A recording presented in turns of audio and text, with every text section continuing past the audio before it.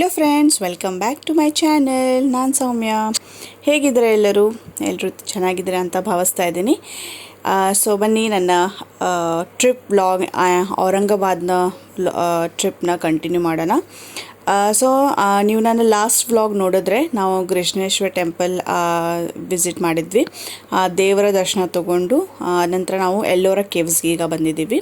ಅಲ್ಲಿಂದ ನಮಗೆ 1 and 2 kilometres ಆಗುತ್ತೆ ಟೆಂಪಲಿಂದ.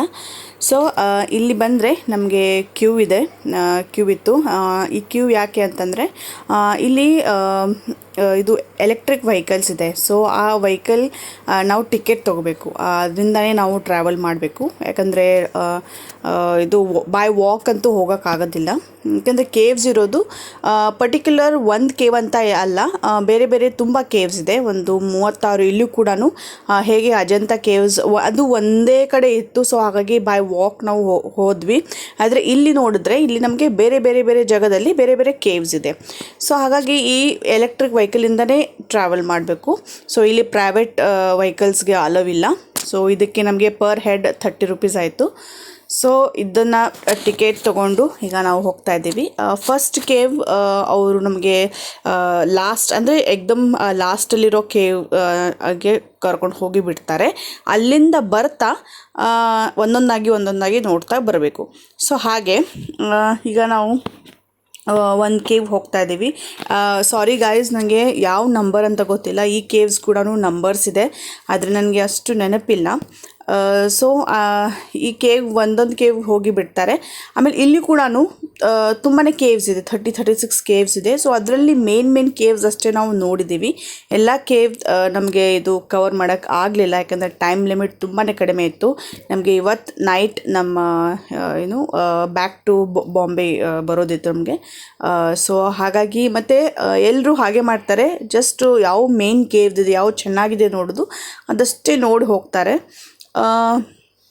ಸೊ ಇದು ಪೂರ್ತಿ ನೋಡಬೇಕು ಅಂತಂದರೆ ಎಲ್ಲೋರ ಕೇವ್ಸ್ ಆಲ್ಮೋಸ್ಟ್ ನಿಮಗೆ 3 to 4 hours ಬೇಕಾಗುತ್ತೆ. ಸೊ ಇಲ್ಲಿ ನೋಡಿ, ಈಗ ನಮಗೆ ಇಳಿಸಿದ್ರು ಇದೊಂದು ಕೇವ್. ಸೊ ಇಲ್ಲಿಂದ ಈ ಕೇವ್ ನೋಡಿಕೊಂಡು ನಾವು ಹತ್ರ ಇರೋದು ಕೇವ್ಸ್ಗೆಲ್ಲ ಅವರು ಕರ್ಕೊಂಡು ಹೋಗ್ತಾರೆ. ಅದಕ್ಕೆ ಅಂತಲೇ ಬೇರೆ ಬೇರೆ ವೆಹಿಕಲ್, ಒಂದೆರಡು ಕೇವ್ಗೆ ಒಂದು ವೆಹಿಕಲ್ ಆದರೆ ಇನ್ನೂ 2-3 ಕೇವ್ಗೆ ಇನ್ನೊಂದು ವೆಹಿಕಲ್, ಈ ಥರ ಬೇರೆ ಬೇರೆ ಕೇಳ್ಕೊಂಡು ಹೋಗಬೇಕು. ಅಂದರೆ ಈ ನಂಬರ್ಸ್ ಅಲ್ಲಿ ಮ್ಯಾಪ್ ಕೂಡ ಹಾಕಿದ್ದಾರೆ, ಬೋರ್ಡ್ ಕೂಡ ಇತ್ತು. ಸೊ ಆ ಬೋರ್ಡನ್ನು ನೋಡಿಕೊಂಡು ನಾವು ಅದನ್ನು ಟ್ರ್ಯಾಕ್ ಮಾಡ್ತಾ ಹೋಗಬೇಕು. ಸೊ ಇದು ತುಂಬ ಚೆನ್ನಾಗಿದೆ, ಇದು ನನಗೆ ಇಷ್ಟ ಆಯಿತು. ಸೊ ನೀವು ಕೂಡ ಎಂಜಾಯ್ ಮಾಡ್ತೀರಾ ಅಂತ ಅಂದ್ಕೊಳ್ತಾ ಇದ್ದೀನಿ. ಸೊ ನನಗೆ ಎಷ್ಟು ನಾಲೆಜ್ ಇದೆ ನಾನು ಅಷ್ಟು ನಿಮಗೆ ಇದರಲ್ಲಿ ತಿಳಿಸ್ಕೊಡ್ತೀನಿ ಇದ್ರ ಬಗ್ಗೆ. ಸೊ ನೀವು ವಿಡಿಯೋ ನೋಡಿ ಮತ್ತು ಎಂಜಾಯ್ ಮಾಡಿ. ಇಲ್ಲಿ ಹೊರಗಡೆ ಕೇವ್ನ ಹೊರಗಡೆ ಎಲ್ಲ ಈ ಥರ ಬೋರ್ಡ್ ಹಾಕಿದ್ದಾರೆ, ಕೇವ್ ನಂಬರ್ ಏನು ಅಂತ. ಇಲ್ಲಿ ಇರೋದು ಕೇವ್ ನಂಬರ್ 30 ಮತ್ತು 31 2 ಕೇವ್ ಇದೆ ಇಲ್ಲಿ. ಎಲ್ಲೋರ ಕೇವ್ಸಲ್ಲಿ ಏನು ಫೇಮಸ್ ಅಂತಂದರೆ ಟೆಂಪಲ್ಸ್ಗಳಿವೆ ಇಲ್ಲಿ. ಅಂದರೆ ಇಲ್ಲಿ ಹಿಂದೂ ಟೆಂಪಲ್ ಇದೆ, ಬುದ್ಧಿಸ್ಟ್ ಅವ್ರದ್ದು ಟೆಂಪಲ್ ಇದೆ, ಜೈನ್ ಟೆಂಪಲ್ ಇದೆ. ಇದು ಕೂಡ ರಾಕ್ ಕಟ್ ಆರ್ಕಿಟೆಕ್ಟ್. ಇದು 5th ಮತ್ತು 5ರಿಂದ 10ನೇ ಸೆಂಚುರಿ ಸಿಯಲ್ಲಿ ಬಿಲ್ಡ್ ಮಾಡಿದ್ರಂಥ ಇದು ಆರ್ಕಿಟೆಕ್ಚರ್.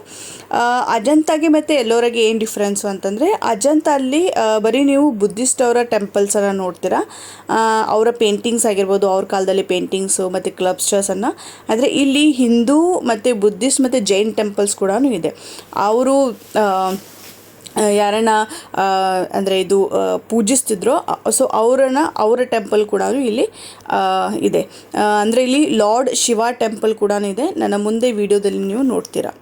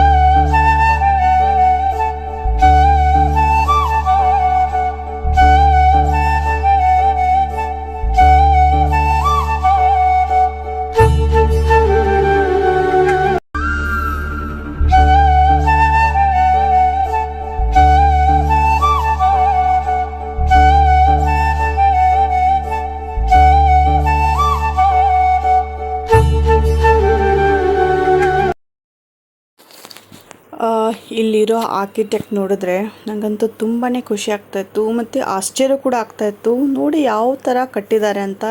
ಇದ್ರ ಹಿಂದೆ ಎಷ್ಟು ಜನರ ಪರಿಶ್ರಮ ಇರಬೇಕು ಮತ್ತು ಎಷ್ಟು ಜನರ ಎನರ್ಜಿ.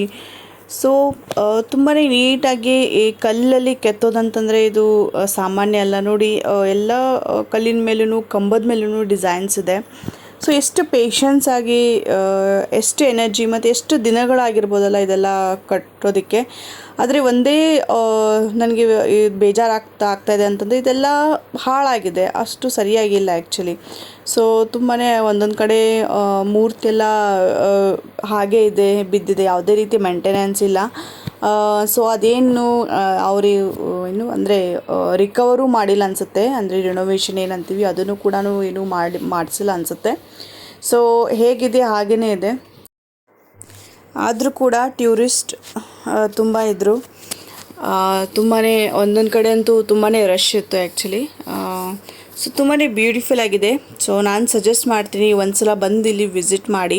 ಸೊ ನಿಮ್ಮ ಮಕ್ಳಿಗೂ ಕರ್ಕೊಂಡು ಬನ್ನಿ. ಅವರೆಲ್ಲ ಜಸ್ಟ್ ಬುಕ್ಸಲ್ಲಿ ನೋಡಿರ್ತಾರೆ, ಓದಿರ್ತಾರೆ ಎಲ್ಲೋರ ಕೇವ್ಸ್ ಅಂದರೆ ಏನು ಅಂತ, ಎಲ್ಲೋರ ಮತ್ತು ಅಜಂತ. ಸೊ ಇಲ್ಲಿ ಬಂದರೆ ಅವ್ರಿಗೂ ಕೂಡ ಖುಷಿ ಆಗುತ್ತೆ, ಗೊತ್ತಾಗುತ್ತೆ.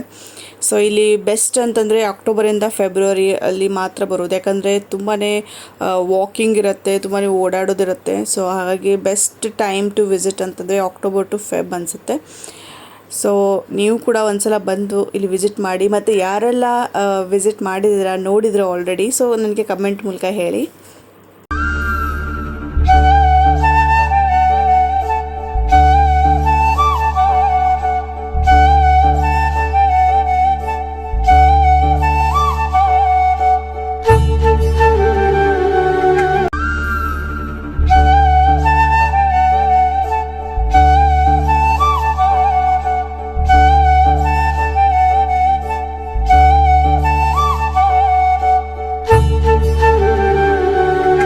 ಕೇವ್ ಆಯ್ತು. ಈಗ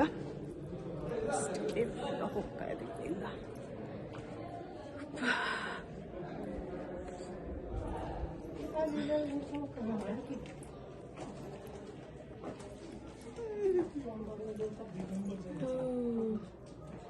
ಎಲ್ಲರ ಕೇವ್ಸ್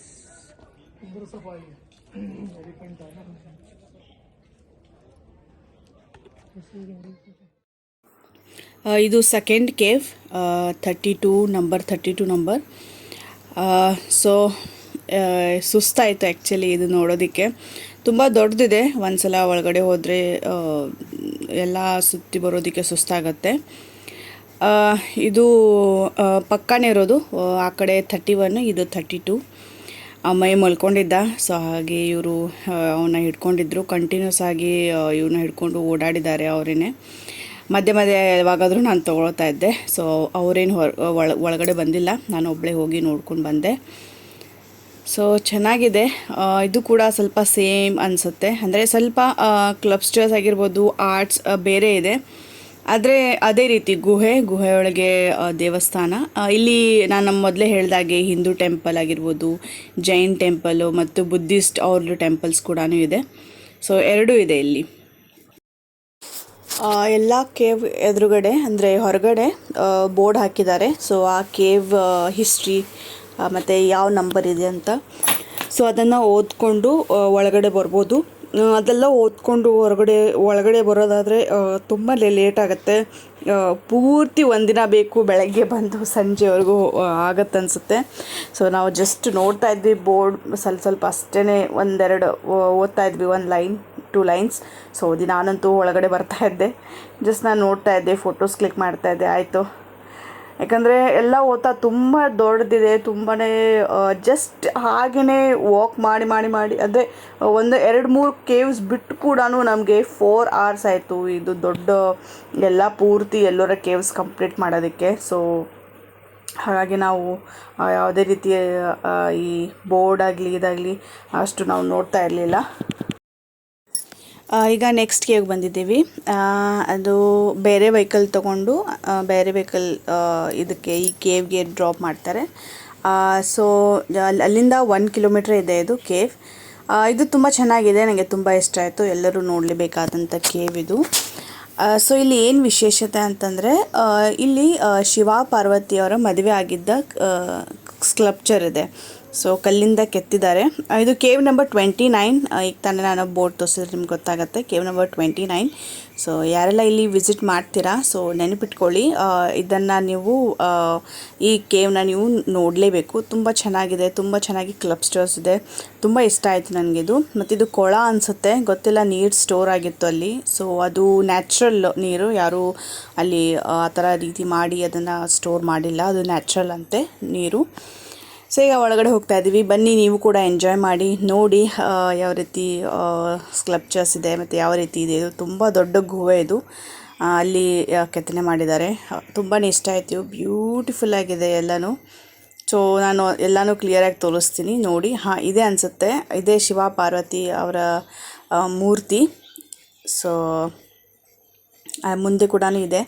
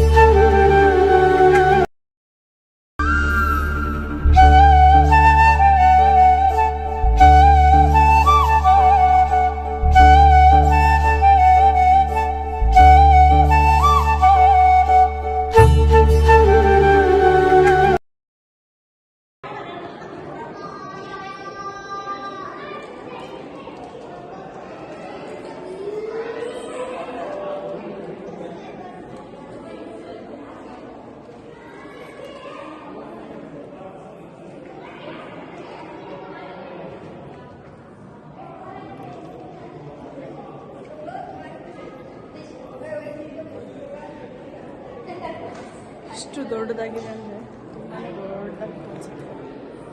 ದೊಡ್ಡದಾಗಿದೆ. ಎಲ್ಲ ಪಾಳು ಬಿದ್ದಿದೆ, ಏನು ಇಲ್ಲ ಅಲ್ಲಿ.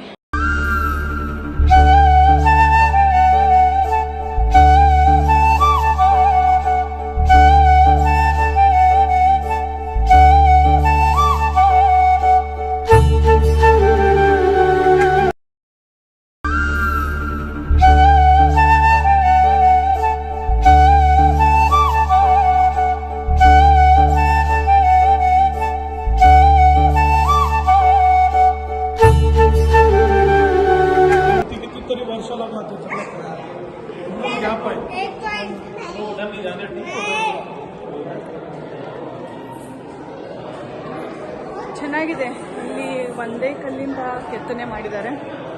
ಸೊ ತುಂಬ ಬ್ಯೂಟಿಫುಲ್ ಆಗಿ ಇದೆ, ಕೆತ್ತನೆ ಮಾಡಿದ್ದಾರೆ.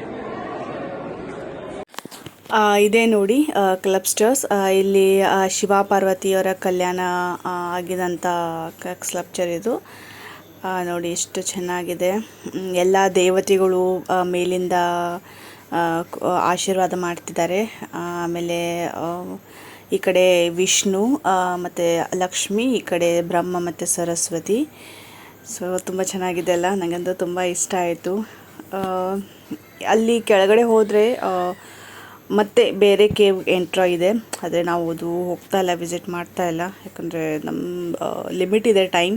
ಸೊ ಯಾವ ಮೇನ್ ಕೇವ್ಸ್ ಇದೆ ಅದಷ್ಟೇ ನೋಡ್ಕೊಂಡು ಹೋಗ್ತಾ ಇದ್ದೀವಿ ಇಲ್ಲಿ. ಸೊ ಅಷ್ಟೇನು ಅದು ಅಂದರೆ ಅಷ್ಟೇನು ಚೆನ್ನಾಗಿಲ್ಲ ಅಂತ ಅಲ್ಲಿ. ಸೊ ಅದಕ್ಕೆ ನಾವು ಅದು ವಿಸಿಟ್ ಮಾಡಿಲ್ಲ.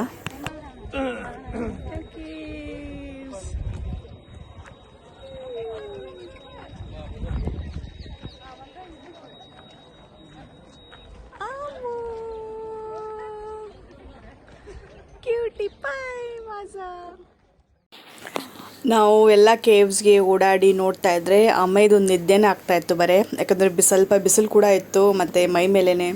ಸೊ ಚೆನ್ನಾಗಿ ನಿದ್ದೆ ಮಾಡ್ತಾಯಿದ್ದ ಅವನು. ಅವನಿಗೆ ಅರ್ಥ ಆಗಲ್ಲಲ್ಲ ಇದೆಲ್ಲ, ಸೊ ನೋಡೋದಕ್ಕೆ. ಸೊ ಮುಂದೆ ಯಾವಾಗಾದ್ರೂ ಚಾನ್ಸ್ ಸಿಕ್ಕರೆ ಡೆಫಿನೆಟ್ಲಿ ಅವನಿಗೆ ನಾನು ಇಲ್ಲಿ ಕರ್ಕೊಂಬರ್ತೀನಿ. ಅವನಿಗೆ ಸ್ಟಡೀಸ್ ಎಲ್ಲ ಒಂದು ಇದರಲ್ಲಿ ಬುಕ್ಸಲ್ಲೆಲ್ಲ ಇನ್ನೂ ಇದ್ರ ಬಗ್ಗೆ ಬಂದರೆ, ಹಿಸ್ಟ್ರಿ ಬಂದರೆ ಅವ್ನು ಡೆಫಿನೆಟ್ಲಿ ಕೇಳಿದ್ರೆ ಸೊ ಇಲ್ಲಿ ಒಂದು ಸಲ ವಿಸಿಟ್ ಮಾಡ್ತೀವಿ ಅವ್ನು ಕರ್ಕೊಂಡು. ಯಾಕಂದರೆ ಮಕ್ಕಳಿಗೆ ಈ ಥರ ಹಿಸ್ಟ್ರಿ ಆಗಿರ್ಬೋದು, ನಮ್ಮ ಕಲ್ಚರ್, ನಮ್ಮ ಹಿಂದೂ ಟೆಂಪಲ್ಸ್, ಸೊ ಈ ಥರ ನಾವು ಅವ್ರಿಗೆ ತಿಳಿಸ್ತಾ ಹೋಗಬೇಕು. ಅವ್ರಿಗೂ ಇದ್ರ ಬಗ್ಗೆ ತಿಳ್ಕೊಬೇಕಂತ ಆಸಕ್ತಿ ಇರಬೇಕು ಅವ್ರಿಗೆ. ಅಂದರೆ ಆ ಆಸಕ್ತಿನ ನಾವು ಪೇರೆಂಟ್ಸ್ ನಮ್ಮ ರೆಸ್ಪಾನ್ಸಿಬಿಲಿಟಿ ಇರುತ್ತೆ ಅವ್ರಿಗೆಲ್ಲ ಈ ಥರ ಆಸಕ್ತಿ ಬೆಳೆಸ್ಕೊಳ್ಬೇಕು.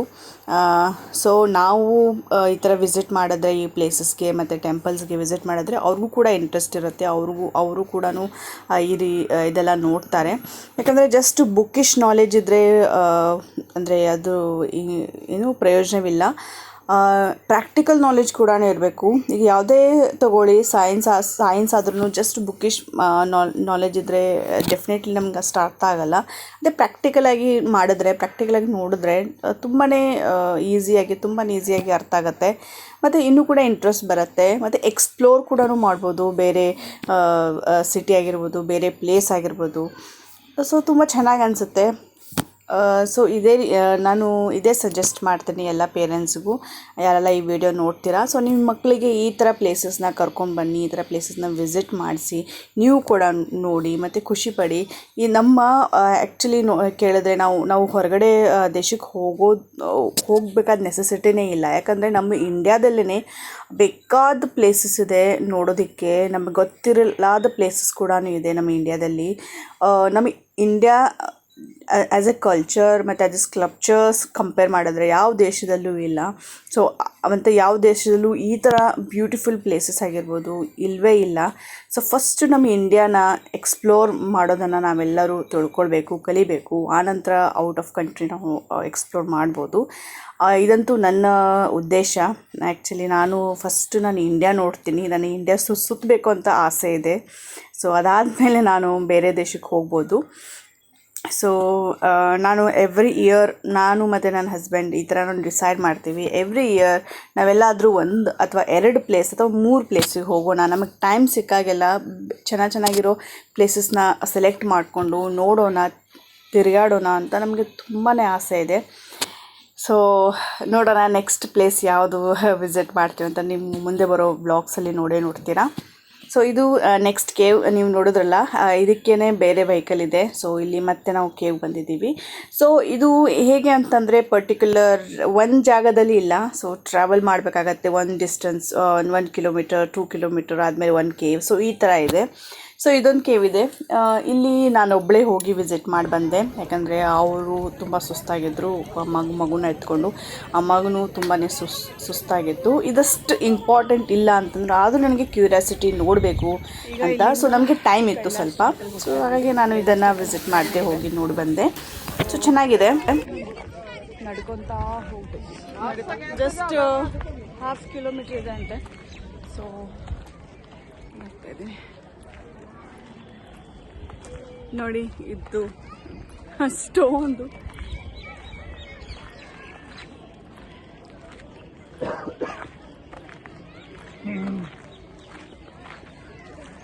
ಸುಸ್ತಾಗತ್ತಪ್ಪ. ಅಡ್ಡಾಡಬೇಕು, ಎಲ್ಲ ಅಡ್ಡಾಡಿ ನೋಡೋದಕ್ಕೆ ಅಟ್ಲೀಸ್ಟ್ ಒಂದು 3 hours ಆದರೂ ಬೇಕು. ಅಡ್ಡಾಡಿ ಎಲ್ಲ ನೋಡಿ ಮಾಡೋದಕ್ಕೆ. ಪೂರ್ತಿ ಎಕ್ಸ್ಪ್ಲೋರ್ ಮಾಡ್ಬೇಕಂತಂದರೆ 3 hours ಬೇಕಾಗುತ್ತೆ. 3 hours. This is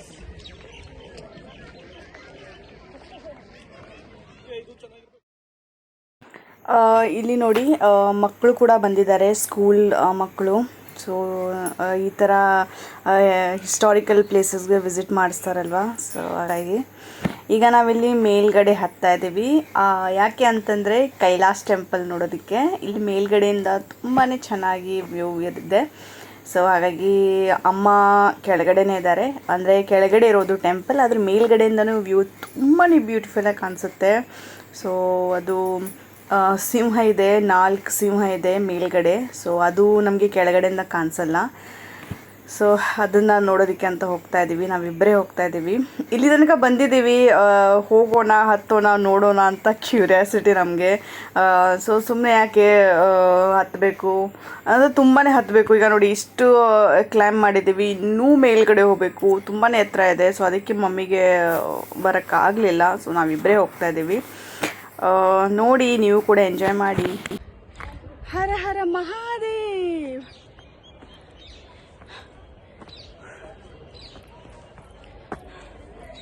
ಹತ್ತಬೇಕು, ಸ್ಟೆಪ್ಸ್ ಇದೆ, ಬೆಟ್ಟ ಹತ್ತಬೇಕು, ಬೆಟ್ಟ ಹತ್ತಿ. Oh my goodness.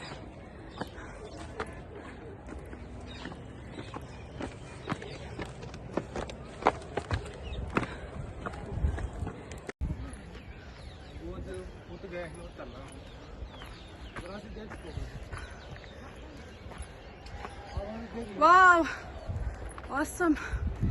Oh, wow. Show me. Awesome, yaar. Oof. Oosh. Superb. चलो वाह. हेच आहे ना? कुठेपर्यंत आहे? सर आहे एरिया तिथपर्यंत जाऊ ना. खाली कसं यायचं? हो या जायचं शोर. हा चला.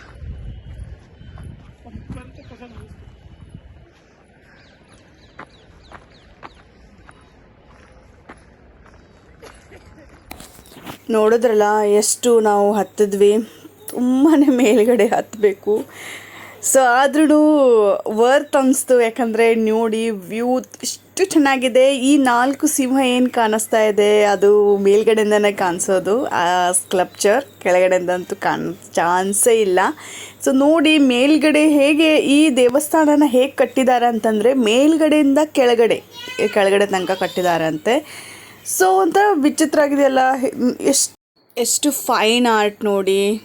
ತುಂಬಾ ಖುಷಿ ಆಯಿತು, ತುಂಬಾ ಚೆನ್ನಾಗಿದೆ, ಖುಷಿ ಆಯಿತು ನನಗಂತೂ.